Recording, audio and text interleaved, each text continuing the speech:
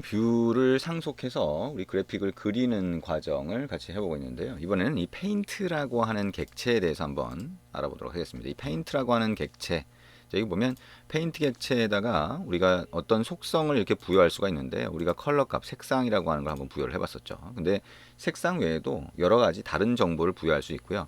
이렇게 부여한 정보를 우리가 캔버스로 뭔가 그릴 때 이 객체를 전달하면 그 속성이 그대로 적용이 됩니다. 그래서 요 코드를 한번 바꿔보도록 하죠. 그래서 여기 부분, 요거를 슬래시로 한번 막아 놓고요. 우리가 별도 프로젝트를 만들 수도 있지만 그냥 이어서 한번 해보도록 하겠습니다. 여기에다가 페인트 객체에다가 set style이라고 한번 해볼게요. 그래서 paint style fill이라고 하면 우리가 사각형을 그릴 때 사각형의 테두리 선을 그리는 부분이 있고, 그 다음에 그 안쪽의 내용을 채우는 부분이 있겠죠. 그래서 테두리 선을 그리는 거를 이제 스트로크라고 그러고요. 안에 채우는 걸 fill이라고 합니다. 여기 페인트에서는. 그래서 paint.set color까지 해서 color.red라고 한다면 안에 채우는 걸 해달라라고 하는 거고, 그 다음에 색상은 레드 컬러, 빨강색 컬러로 해달라는 게 되겠죠. 그 다음에 캔버스 draw rect라고 하고요. 10, 10, 100, 100 이렇게 하고 페인트 이렇게 할 수 있습니다. 여기 보면 우리가 계속 좌표 값을 입력하고 있는데, 이 좌표 값이 지금 픽셀 단위죠. 그래서 픽셀 단위니까 결국에는 해상도에 따라서, 단말의 해상도에 따라서 크기가 좀 다르게 보일 거예요. 그래서 이거를 좀 더 상관없이 우리가 DP 단위나 이런 걸로 보여주고 싶다라고 하면 우리가 디멘전을 사용한다라고 하는 거 기억하시겠죠? 디멘전이라고 해서 RES 밑에 우리 values 밑에 dimens.xml에다가 그 값을 넣어놓고 dp 값을 넣어놓고 그다음에 여기서 가져와서 이렇게 사용하게 되면 단말 해상도에 따라서 다른 픽셀 값이 적용되게 만들 수 있습니다.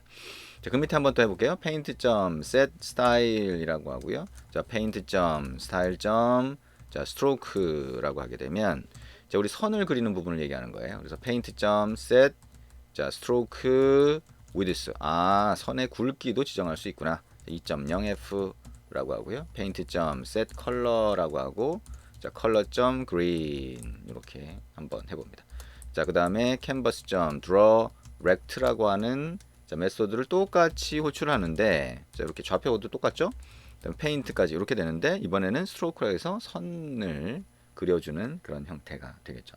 여기까지 해서 이렇게 적용했을 때 우리가 적용한 이 정보가 사용이 되는지 한번 보도록 하겠습니다. 이렇게 하면 어떻게 돼요?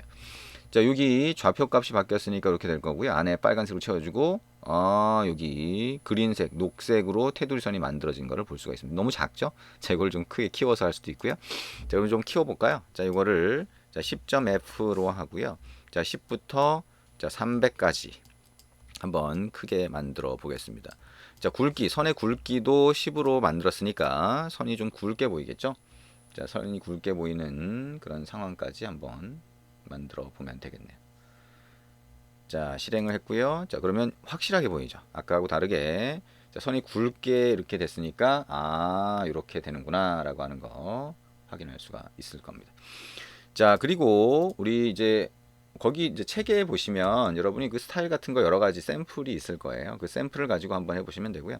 paint.set anti-alias라고 하는 속성이 있어요. 이거는 우리가 픽셀 단위로 그러면 픽셀이 하나의 작은 사각형이니까 사각형이 이렇게 구분이 될 경우가 있겠죠. 그래서 그거를 구분 안 되게 약간 부드럽게 그려줄 수 있는 게 anti-alias라고 하는 거예요. 그래서 true라면 좀 부드럽게 그려주도록 만들 수가 있고요. canvas.draw circle 이렇게 하게 되면 원을 그려주게 됩니다. 그래서 원을 그려주는 거 200 by 200에다가 200 말고 뭐 한 400 by 400으로 할까요? 400 by 400으로 하고, 그다음에 200 레디어스가 200이라는 얘기죠. 그다음에 페인트 이렇게 해주면 우리 이것도 원을 그릴 때 사용될 수 있습니다. 그 다음에 글자 같은 거 출력을 할 때 draw text라고 하는 걸 사용할 수가 있고요. 텍스트 글자를 특정한 위치에 직접 써주도록, 그러니까 실제로 그래픽으로 그리는 게 되겠죠. 그렇게 만들 수가 있습니다. 일단 원을 이렇게 그리는 것까지 요청을 해보면 이렇게 그린 걸 볼 수가 있죠. 앞에서 스트로크라고 하는 걸 했기 때문에 테두리 선만 이렇게 그려준 거를 확인할 수가 있습니다. 만약에 여기 보면 paint.style.fill 또는 stroke를 했는데요. 여기에 그것 말고 여기 보시면 fill and stroke라고 하는 속성도 있죠. 이렇게 하면 자, 선 테두리까지 하면서 안에 채워주는 자, 그런 형태로 만들 수도 있습니다.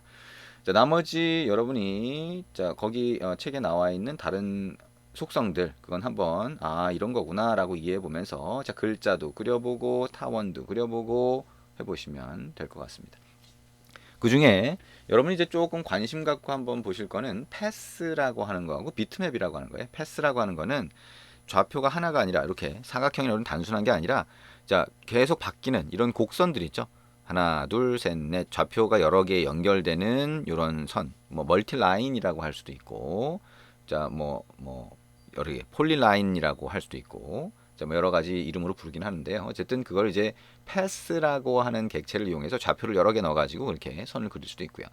비트맵이라고 하는 거는 우리가 이미지 같은 거를 메모리에 로딩을 하면 비트맵 객체로 만들어지거든요. 그러니까 결국엔 이미지라고 할 수가 있습니다. 그래서 그걸 화면에다 그려줄 때, 이미지를 화면에 그려줄 때 비트맵이라고 하는 걸로 만들어서 사용하는데 그때 draw bitmap이라고 하는 함수가 사용이 됩니다. 자, 이렇게 이 페인트라고 하는 객체에다가 이렇게 스타일 또는 색상 또는 선의 굵기 뭐 이런 것들을 넣어서 우리가 직접 그래픽을 그릴 수 있구나라고 하는 거 이해가 되셨을 겁니다. 자, 여기서 이제 우리가 보면 온 드로어 안에서 캔버스 객체가 전달되고 이 캔버스 객체를 이용해서 그래픽을 그릴 수 있다라고 하는 거 이해할 수가 있는데요. 자, 이거를 우리가 직접 좌표 값을 바로 이렇게 주면서 그릴 수도 있고요. 드러블이라고 하는 객체로 만들어서 그릴 수도 있습니다. 우리 드러블 사용해 봤죠. 이 드러블이라고 하는 게 RES 밑에 드러블 폴더가 있으면 거기에 원래는 이미지를 저장을 했는데 거기에 XML을 이렇게 만들어서 자, 드러블 객체를 정의하는 방법이 있었어요. 그거를 직접 이렇게 코드에서 드러블 객체로 자, 만들어서 그릴 수도 있습니다. 자, 그거를 우리가 같이 한번 해보도록 하겠습니다. 자, 그러면 자, 앱을 종료를 하고요. 자, 새로 프로젝트를 하나 만들어 볼까요? 아니면 드러블을 만들어서 자, 직접 그리는 거를 우리가 해볼 수도 있겠죠. 하나 새로 만들어 보겠습니다. 자, 파일에 클로즈 프로젝트에서 닫아주고요. 자, 새로운 프로젝트를 하나 만들어 보겠습니다. 스타트를 하고요. 넥스트 한 다음에 여기다가 my 자, 커스텀 뷰 드러블 좀 길긴 한데요. 좀 길어도 이렇게 할게요. 자, my자는 빼주고요. 커스텀 뷰 드러블이라고 하는 걸로 됐네요. 자, 피니쉬 버튼을 눌러주면 새로운 프로젝트가 만들어지게 됩니다.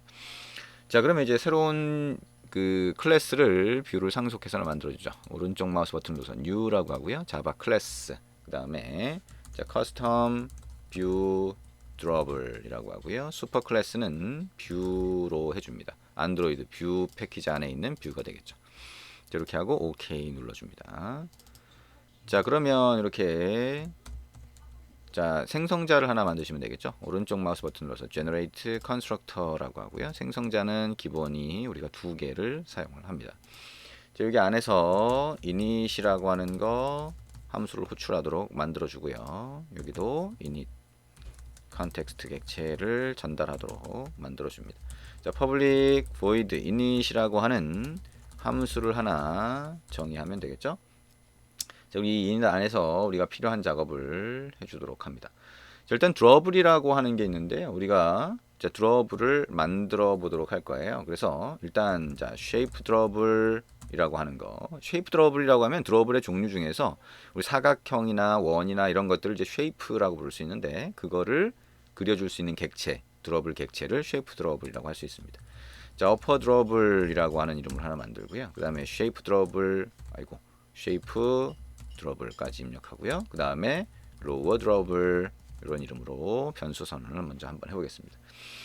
그 다음에 자, init이라고 하는 거 안에서 우리가 저 드러블 객체를 만들어 주려고 하는데요. 자, 그 전에 드러블 객체를 만들기 전에 몇 가지 코드를 한번 입력을 해보겠습니다. 자, 먼저 윈도우 매니저라고 하는 거 한번 해볼까요? 자, 매니저라고 하고요. 자, 윈도우 매니저라고 하는 걸 한번 참조해 보겠다. 컨텍스트 점 해서 get system service 그 다음에 컨텍스트 점 윈도우 서비스라고 하는 상수를 넣어봅니다. 자, 그럼 윈도우 매니저라고 하는 객체를 참조할 수 있는데요. 자, 그러면 여기에 get default display라고 하는 함수가 있습니다. 자, 조금 이따 이어서 해볼게요.